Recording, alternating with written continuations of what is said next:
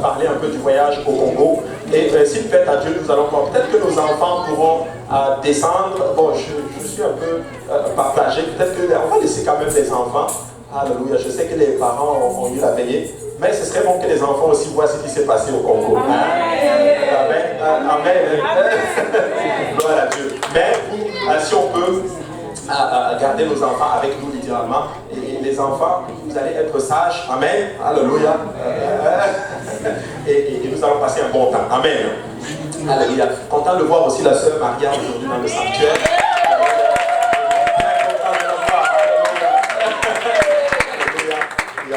Vraiment, quand je l'ai vu, je dis waouh, elle récupère vite. Alléluia. Et nous bénissons le Seigneur. Je pense que le bébé est là. Amen. Gloire à Dieu. Amen. Gloire à Dieu. Gloire à Dieu. Amen. Alléluia. Alors, nous allons parler un peu du voyage au Congo. Je vais juste vous montrer quelques images en gros. Mais juste avant cela, je vais vous donner un peu l'itinéraire, comment les choses se sont passées dès le départ. En fait, nous sommes partis. Au départ, il y a eu beaucoup d'opposition. En tout cas, en ce qui me concerne, il y a eu vraiment beaucoup d'opposition. Je devais renouveler mon passeport et là je suis monté jusqu'à Ottawa pour faire le dossier et là je suis rentré et bon, erreur fatale de ma part, j'ai envoyé les documents normalement pas par DHL et les documents jusqu'aujourd'hui ce n'est pas encore arrivé et ça s'est perdu, hein, ça s'est vraiment perdu et là on était vraiment stressé. Et ce qui se passe, il y avait une mission qui devait arriver ici, je suis allé là-bas et ils m'ont dit carrément tu ne vas pas avoir ton passeport parce que tu n'as pas tel document. Mais j'ai pu prendre mes empreintes là-bas et j'ai pris les documents, je suis rentré à la maison. Ma femme est témoin, j'ai rempli les documents comme ceci et ma femme est allée les envoyer à DHL. Ils ont reçu le document et ils ont fait le passeport en une journée. Et c'était vraiment fort. Et maintenant, pour le retourner, la directrice de la police ne voulait pas signer le document.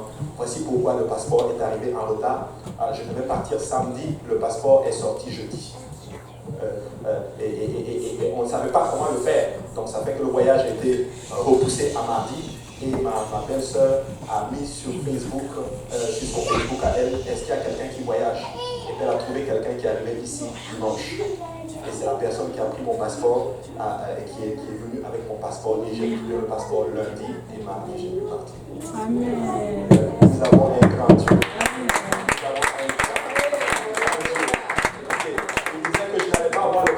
J'ai eu le passeport et là j'ai pu finalement partir et c'était vraiment un moment extraordinaire parce que quand je suis parti, on est arrivé à Casablanca, je suis resté un peu là-bas quelques temps et après je suis rentré, j'ai pris l'avion pour arriver au Congo et quand je suis arrivé au Congo, je suis arrivé jeudi vers minuit, 1h du matin à peu près et là je sors de l'avion, dès que j'arrive quelque part, je vois un monsieur qui me dit « Monsieur à vous ?»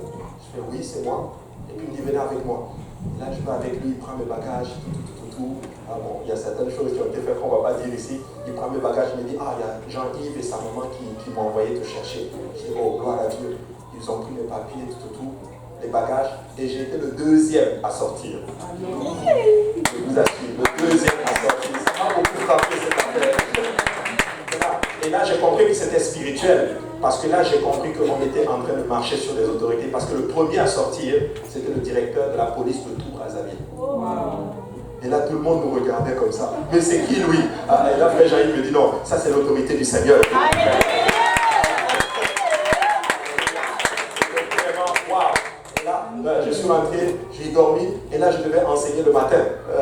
On s'est réveillé, on a enseigné la parole du Seigneur. L'Esprit du Seigneur a bougé, le frère Jean-Yves aussi a enseigné. C'était vraiment un bon temps que nous avons passé dans la présence du Seigneur. Et c'est magnifique parce que je voyais des personnes qui étaient des personnes âgées. J'ai vu des enseignants plus de l'école du dimanche, des pasteurs de leur église qui ont quitté le coin pour venir littéralement assister à l'enseignement. Et une fois après avoir enseigné, il y a un jeune qui est venu me poser des questions et je veux qu'on garde ce jeune en prière. Je veux vraiment vous le montrer dans les photos. Mais c'est un jeune extraordinaire. Il enseigne l'école du dimanche. Il est venu me poser des questions et j'ai vu vraiment la soif en d'autres termes qu'ils ont. Vous savez, ils n'ont pas les mêmes structures que nous, ils n'ont pas les mêmes ressources que nous. Et là, j'ai compris qu'on était vraiment bénis. Vous savez, des fois, nous nous prions beaucoup pour rien. Mais eux là, ils sont vraiment. Ils n'ont pas toutes les ressources, mais ils servent le Seigneur avec toute leur force, toute leur âme. Ils servent vraiment le Seigneur. Et puis là, le soir, je devais prêcher. Mais le décalage, la durée du voyage voulait vraiment me rattraper. J'avais très mal à la tête. Et puis là, le coordonnateur, et puis le frère Jean-Yves, et puis d'autres pasteurs, ils ont prié pour moi. Et je vous assure, croyez-le ou pas, le mal de tête est parti. Le mal de tête est parti. Et c'est fou, nous avons enseigné sur continuer de marcher pour le Seigneur. Et pendant l'enseignement, le Seigneur a changé l'enseignement. On a commencé à parler de Corneille, on a parlé de la puissance de l'Esprit du Seigneur. Écoutez, les gens sont venus à l'hôtel, 3 personnes ont été remplies du Saint-Esprit. C'était juste, wow, les gens priaient à l'hôtel. Je n'ai jamais vu un appel à l'hôtel comme ceci. Mais l'appel à l'hôtel, c'est puissant. Je vous dis, quand je dis puissance, là, c'est puissant. Ça dit que les gens prient. C'est pas genre des prix, ils prient, la sueur tombe là-bas, les gens, tu vois les mamans, le bébé au dos, elles battent les mains, elles prient, c'est incroyable, les gens tombaient, les gens étaient remplis du Saint-Esprit. Et là je disais, mais Seigneur, c'est quoi cet appel? Mais écoutez, le Seigneur, ils sont venus à l'hôtel, vous savez, on n'a même pas eu le temps de faire une prière de repentance. Et Dieu remplit, le Seigneur remplissait du Saint-Esprit. Et le Seigneur m'a montré que ces gens étaient déjà repentants. Ils voulaient vraiment le Saint-Esprit. Alléluia, c'était juste waouh. Et le deuxième soir, le deuxième journée, le frère Jean-Yves a enseigné, j'ai enseigné, la femme du coordonnateur a enseigné. Et le soir, le frère Jean-Yves a prêché. Il a prêché un message très puissant. Et le Seigneur a rempli, je pense, 3 autres personnes du Saint-Esprit. C'était juste. Et écoutez, moi je pensais que l'intensité allait vraiment baisser parce que c'est juste normal. Vous savez, des fois on commence, après on baisse. Non, ils viennent à l'hôtel et ils prient. Amen. Je vous dis, les gens prient, ils tombent, le Seigneur remplit du Saint-Esprit. Tu pries avec elle, tu lui donnes juste des instructions. Boum, il commence à parler en langue. Tel, boum, il commence à parler en langue. Le frère Jean-Yves était avec un enfant. Et il était juste à l'hôtel. Il priait, il avait la tête baissée. Il ne savait pas comment on prie pour avoir le Saint-Esprit. Le frère Jean-Yves est allé le voir et lui dit, je vais t'expliquer comment tu vas recevoir le Saint-Esprit. Il lui a juste donné 2, 3, 4 instructions. Il a levé la tête, il a commencé à prier, boum, il a commencé à parler en notre langue. Écoutez, Dieu est bon. Dieu est bon. Et là, je suis sorti de là, j'ai dit, waouh, c'est vraiment extraordinaire. Les gens ont soif de la parole du Seigneur. Alléluia. Et la troisième journée, c'était samedi. Et là, je devais encore enseigner. Et là, je ne savais vraiment pas quoi enseigner. J'étais vraiment, pendant que j'étais sur le pupitre, quand le frère Jean-Yves prêchait, le Seigneur me met à cœur d'enseigner sur il garde le meilleur pour la fin. Alléluia. Je l'ai déjà enseigné ici. Et là, j'ai commencé à parler, j'ai commencé à enseigner, j'enseignais. Et à un moment donné, je parlais de l'huile. Vous savez, les enfants d'Asser, ils produisent de l'huile. Et là, je vois le pasteur de l'église, il se lève et il court. Il va dans son appartement, parce que son appartement est juste à côté. Il revient avec une bouteille d'huile d'olive. Il vient, il la pose devant moi, tac, et puis il va s'asseoir. Je dis, mais c'est quoi cette affaire, littéralement? Écoutez, ils reçoivent la parole. Ils prennent à la lettre tout ce que tu dis, littéralement. Je dis, oh, alléluia. Et là, eux, ils me stimulaient à prêcher la parole du Seigneur. Et là, je prêchais. Et là, quand j'ai fini, je leur ai donné le micro. Ils ont commencé à prier. Dieu a encore rempli les gens du Saint-Esprit. Et moi, je pensais que c'était terminé. Mais non, ce n'était pas terminé. Le lendemain, dimanche, après que le coordonnateur ait prêché, un jeune se lève, il vient, il annonce. Il dit là, je suis venu, j'ai écouté la parole du Seigneur et le Seigneur m'a donné une vision. Je dis, wow, c'est quoi encore cette affaire? Et là, le Seigneur m'a montré par telle chose, j'étais lié par telle chose, mais le Seigneur m'a donné une parole, la parole de Luc qui dit ceci. Voici, je vous ai donné le pouvoir de marcher sur le scorpion et la spique et sur toute la puissance de l'ennemi et rien ne pourra vous nuire. Et depuis ce jour, j'ai déclaré que je suis délivré. Alléluia. Et il a témoigné de cette extraordinaire. Écoutez, peuple de Dieu, nous devons servir le Seigneur. Alléluia. Et là, le frère Jean-Yves, il était arrivé dimanche avant moi, il est allé à l'église. Ça, c'est un témoignage extraordinaire. Je ne sais pas si tu peux montrer, il y a une photo du frère Jean-Yves avec un jeune homme, avec 2 jeunes hommes. Je ne sais pas si tu l'as, je veux juste vous le montrer un peu. Amen. Voilà. Ce jeune homme ici, vraiment que le frère Gauthier le connaît, ce jeune homme ici, là, c'est en fait, c'est le caïd du quartier. Amen. Et là, le frère Jean-Yves est parti dimanche avant que j'arrive, et c'était à l'appel à l'hôtel. Mais bon, ça c'était vraiment le dernier jour. Et là, il est venu, et il a commencé à prier. Il priait, puis le frère Jean-Yves était sur le pupitre. Et le frère Jean-Yves le regarde, le frère Jean-Yves a eu à cœur de prier pour lui. Il va avec lui, il parle avec lui, il donne quelques instructions, il lui impose les mains, il prie avec Dieu, avec lui, et Dieu le remplit du Saint-Esprit. Et il commence à parler en d'autres langues. Et là, le frère Jean-Yves va voir le pasteur Gestor, il lui dit, mais pasteur, c'est qui ce jeune homme-là? En fait, le pasteur lui dit, ça fait 2 ans que je travaille sur lui. C'est le bandit, le caïd du quartier. Tout le monde le connaît. Mais Dieu venait de le remplir du Saint-Esprit. Et il n'a pas manqué un jour du séminaire. Il a assisté à tous les séminaires. C'était tellement magnifique. Il est tellement en feu pour le Seigneur que souvent quand on priait pour les gens du Saint-Esprit, il montait sur le pupitre. Parce que le pasteur disait, ceux qui ont le Saint-Esprit, venez prier pour les gens. Il monte sur le pupitre et il commence à imposer les mains aux gens. Alléluia. J'ai dit, waouh, ça c'est fort. Ça c'est puissant. Le Seigneur m'a donné une parole avant que je parte, parce que quand il était en jeûne, en préparation pour le voyage, le Seigneur lui a dit ceci, Dieu m'a dit, je vais te donner une autorité là-bas. Et là, quand il est arrivé, il a compris que lui là, c'était l'autorité du quartier. Il paraît qu'il connaît beaucoup de monde, il a commencé à inviter les gens dans l'église. Et juste avant de partir là, je l'ai pris, j'ai dit, non, toi, il faut que tu persévères dans le Seigneur. Dieu va faire de grandes choses avec toi. Et c'est juste extraordinaire de voir ce que le Seigneur est en train de faire. Alléluia. Nous avons fini à une séance et là nous sommes sortis et là je vois un jeune homme et là on commence à parler avec le jeune homme. On lui dit, nous on est venus pour un séminaire et tout, un séminaire pour les enseignants de l'école du dimanche. Je lui dis, tu peux venir. Il fait, ouais. Il dit, c'est quel jour? Je fais, non, demain tu peux venir et tout. Écoutez, croyez-le ou pas, le lendemain j'étais assis, je le vois qui arrive et qui rentre et qui s'assoit. C'est des gens là qu'on voit dans la rue. On dit, on va venir. Et ils viennent dans le service. Et quand ils viennent dans le service, ils absorbent la parole du Seigneur, même si ce n'était même pas destiné à eux. Le séminaire était destiné pour les enseignants de l'école du dirigeant, de l'école du dimanche et les dirigeants. Et aussi les dirigeants. Mais ils absorbent la parole du Seigneur. Et il y avait aussi leur conférence nationale. Peuple de Dieu, laissez-moi vous dire une chose. Il y a des gens qui ont soif. Et ce que nous avons ici au Canada, nous ne pouvons pas prendre ceci pour acquis. Nous devons servir le Seigneur avec toutes nos forces et toute notre âme, littéralement. Écoutez, ce que vous avez ici, là, il y a des gens qui donneraient tout pour l'avoir. Alléluia. Les gens venaient poser des questions. Mais vous, là-bas, comment vous fonctionnez? On a donné tellement de témoignages de comment nous fonctionnons ici. Et écoutez, ils sont là et disent, waouh! Nous le prenons des fois pour acquis. Les simples évangiles que tu prêches, ils connaissent toutes ces choses. Mais quand tu le prêches et que tu la portes d'une autre façon, ils la reçoivent, ils absorbent cette parole-là et tout ce que tu leur dis de faire, ils le font. Mais moi, j'étais vraiment frappé littéralement par ceci. Mais je veux vraiment encourager encore l'Église à continuer à prier littéralement. Et là, le frère Jean-Yves arrive le dimanche, il remarque quelque chose de particulier. Il n'y a pas de batterie. Il n'y a pas de batterie. Et là, moi j'arrive, il me dit, tonton, je dis, patron, qu'est-ce qui se passe? Il me dit, ils n'ont pas de batterie, il faut qu'on fasse quelque chose. J'ai dit, mon ami, je suis en accord avec toi, alléluia. Même s'il faut qu'on cotise nous-mêmes, on va cotiser nous-mêmes, on va l'acheter. Et puis là, après, on a parlé avec le coordonnateur dit, les gars, je suis avec vous, alléluia. Et là, on a commencé à négocier avec pour la batterie, à mettre des systèmes en place pour l'avoir. Après, on a appelé le pasteur Kaozi.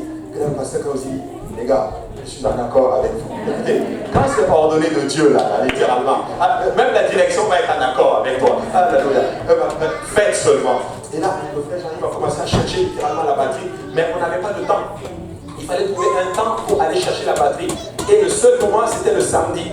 Le samedi, pendant que moi je devais prêcher, Jean-Yves est sorti, il est venu négocier pour la batterie. Et là, le frère Jean-Yves arrive pour négocier pour la batterie. Il arrive, il voit des batteries, et là, il voit des batteries. Et là, qu'est-ce qui se passe? Il dit au monsieur, ok, ça coûte combien? Ok, ça coûte tant, ça coûte tant. Bon, Jean-Yves, on l'appelle là-bas le Mundélé. Est-ce qu'il y a des gens qui savent c'est quoi le Mundélé? Le Mundélé, ça dit le blanc. Donc, vous savez, là-bas, quand on voit que tu es blanc, bon, tu peux être sûr qu'on va augmenter les prix. Mais là, ils ne savent pas que Jean-Yves, ce n'est pas vraiment un vrai Mundélé. C'était un Mundélé africain. Et là, Jean-Yves dit, ok, c'est ça le prix? Parfait. Moi, je me prends à tel prix. Non, c'est pas. Je vais chercher l'argent et je reviens. Il est allé chercher l'argent et il est venu, il a dit, même si tu ne veux pas, voici l'argent. Dès que le gars a pris l'argent, il dit, ok, prends, va avec ça. Il a pris la batterie, on a pris la mère du frère Jean-Yves habite à Brazzaville, elle a un minibus. Donc on a mis cela dans le minibus et puis on est allé à l'église avec ceci. Et puis là, on l'a présenté et le frère Jean-Yves a dit non, c'est un don de l'église de Montréal. Écoutez, quand on a dit, ça c'est le pasteur Gistor, il a dit, est-ce que vous savez ce que c'est? Personne dit non. Il fait ça. Ça, c'est le... Et là, toute l'église a commencé à danser le bout d'assis. Ils étaient contents littéralement d'avoir leur patrie. Écoutez, peuple de Dieu, laissez-moi vous dire, ils étaient tellement contents littéralement de la patrie. Ils étaient tellement heureux. Il n'y a personne qui sait jouer la patrie, mais ils disent, nous allons apprendre à jouer. Alléluia. Ils étaient tellement reconnaissants d'avoir vraiment la patrie. Ils ont dit, priez, nous prions pour l'église de Montréal. Dites-leur merci. Dites-leur que nous sommes reconnaissants et Dieu voulant un jour, nous allons le revoir très, et cela très bientôt. Alléluia. Et après cela, le pasteur Gestom était vraiment content. Et là, j'étais assis. Moi, je pensais que c'était fini. Et là, le pasteur Gestom me dit, il me dit, frère, vous viens un peu. Là, j'arrive, il y a 3 personnes qui ont reçu leur licence. Là-bas. 3 nouveaux prédicateurs qui sont rentrés. Et là, il a dit, frère Abou, je veux que tu leur dises un mot. Alors qu'ils sont en train de rentrer dans la souffrance. Dites-leur vraiment, dites-leur, souhaite-leur la bienvenue dans la souffrance. Et là, j'ai dit, ok, d'accord. J'ai dit vraiment, comme le pasteur a dit, bienvenue dans la souffrance. Mais c'est la meilleure des souffrances. C'est la souffrance qui produit des fruits. Et ces fruits nous conduisent à la vie éternelle. Alléluia. C'était vraiment extraordinaire. Ils ont été tellement touchés. Et puis le dernier point que je voulais justement ajouter par rapport à ce voyage, ça m'a fait rire parce que nous, on se déplaçait en taxi. Mais le dernier jour, vu qu'on avait le bus, le minibus de la maman du frère Jean-Louis, et puis il y avait la batterie à l'intérieur, donc on allait avec cela, et on devait inviter tous les dirigeants au restaurant de la maman du frère Jean-Yves. Donc on a pris le bus et puis on les a tous mis là-dedans. Sauf que, on est bien arrivé. Mais maintenant, pour retourner, le bus il ne démarre pas. C'est une nouvelle batterie qu'on venait de mettre là-dedans. Et là, on est tous assemblés. Mais comment on va faire ça? Et puis il y a un des pasteurs qui dit, mais on va pousser.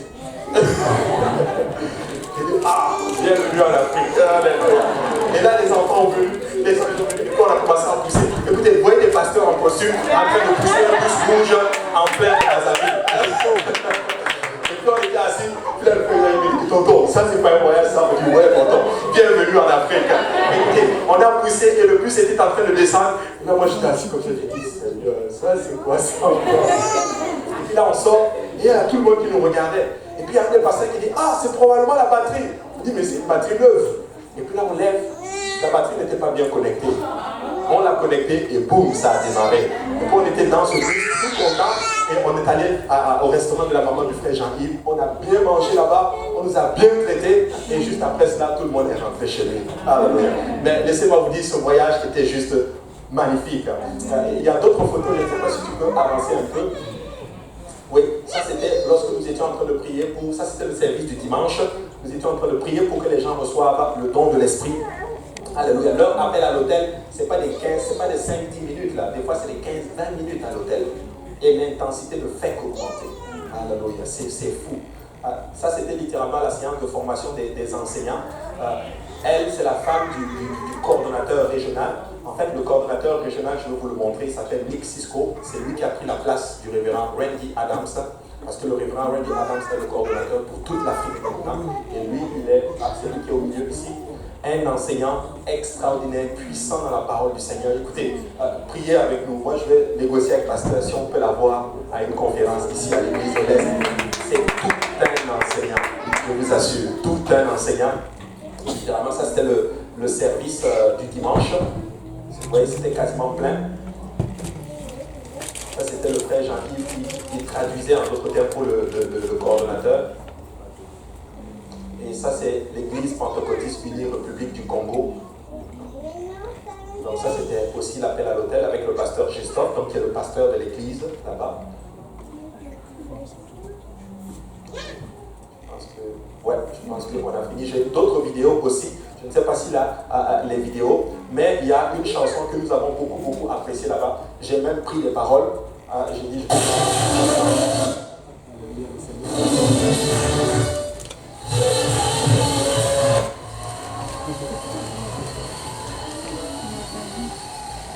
Bon, c'était pas encore comme vous avez vu là. C'était d'abord comme ça en fait.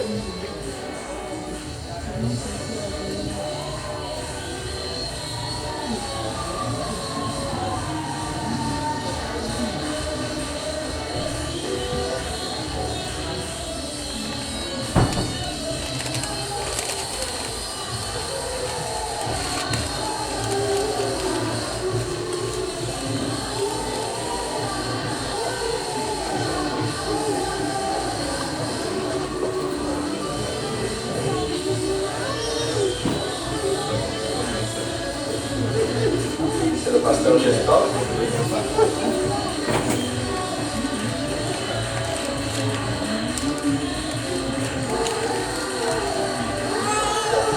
Au départ, c'était un peu calme comme ceci. Et puis à un moment donné, ça a juste explosé. On ne sait vraiment pas qu'est-ce qui s'est passé. Un esprit de liberté est tombé littéralement sur les gens. Et ils ont commencé à danser. Tout le monde bougeait. Je ne sais pas si si je t'ai envoyé ces vidéos-là. Voilà.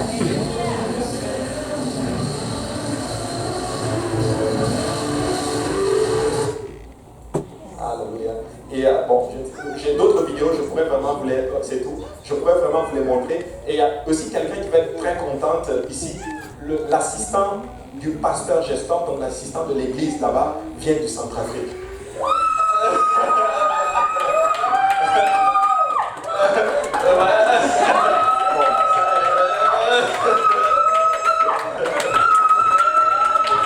Elle est contente. Il vient du Centrafrique, il s'appelle pasteur Gervais. C'est juste un homme extraordinaire, je vous assure. C'est fou, un esprit de sacrifice à un niveau pas possible. Et ils font vraiment un travail extraordinaire. Et nous avons laissé avec une prophétie. J'aimerais que vous nous aidiez à prier pour que cette prophétie s'accomplisse. Parce que le dernier service, pendant qu'on était le service, le pasteur Gestor était en train de diriger le service. Et pendant le service, il vient vers nous et puis il nous dit ceci, il nous dit, la prochaine fois que Dieu reviendra, tu verras que le service est plein. Et il n'y aura même pas de place. Tu vas voir, on va mettre des places dehors. Et là, comme ça, le Seigneur me met à cœur de lui dire, papa, élargis même l'espace de ta tente. Alléluia. Et moi, je pensais que c'était fini. Et il a dit à l'église, il a dit, j'ai dit à tel que le service va être plein. Et il m'a dit, non, ça ne va pas juste être plein. On va juste encore s'élargir. Et il dit, je vais prier que cette prophétie s'accomplisse. Et moi, je crois que cette prophétie va s'accomplir au nom de Jésus. Parce que Dieu fait une promesse que dans les derniers temps, la moisson sera beaucoup plus grande. Alléluia. Alors, j'aimerais encore encourager l'Église. Continuons à prier. Nous ne sommes pas seuls dans la bataille. Il y a des gens qui ont soif du Seigneur. Ils aiment Dieu de tout leur cœur, de toute leur force. Ils donnent tout ce qu'ils ont. Amen. Ils ont tout ce qu'ils ont. Des enfants qui viennent, là, tu les regardes, c'est juste waouh. Amen. Alléluia. Alors, nous allons vraiment continuer à prier pour Pasteur Gestor, pour le coordonnateur Cisco. Avec le frère Jean-Yves, on a eu à cœur de peut-être demander au pasteur s'il peut faire venir son épouse, parce qu'elle a fait un enseignement, en d'autres termes, pour les dirigeants de l'école du dimanche. Elle est extraordinaire, elle est vraiment très douée là-dedans en fait. Elle travaille avec les enfants parce qu'eux, ils sont basés au Ghana. Et en passant, ils nous ont donné des nouvelles du pasteur Sportsman et de sa femme qui saluent toute l'église parce qu'eux aussi, ils sont en ce moment au Ghana, littéralement. Ils sont tellement contents et nous voulons continuer dans ce sens. Amen. Amen. Alléluia. Donc ça, c'était un peu le rapport pour le voyage au Congo. Alors, nous allons maintenant aller, bon, il nous reste un peu de temps, nous allons aller dans la parole du Seigneur.